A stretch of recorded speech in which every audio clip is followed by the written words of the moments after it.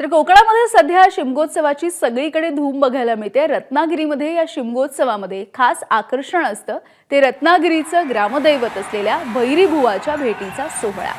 मिऱ्या गावामधील ग्रामदेवांच्या पालखीसोबतच टेंभे गावाचं ग्रामदैवत असलेली भैरी जुगाईची पालखी फाल्गुन पौर्णिमेच्या मध्यरात्री भैरी देवाच्या भेटीला येते।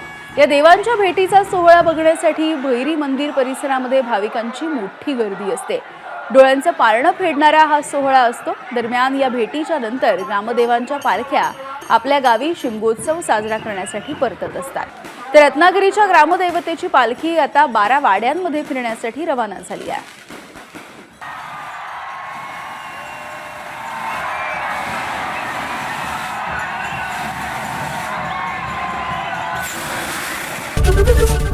एबीपी माझा, उघडा डोळे बघा नीट।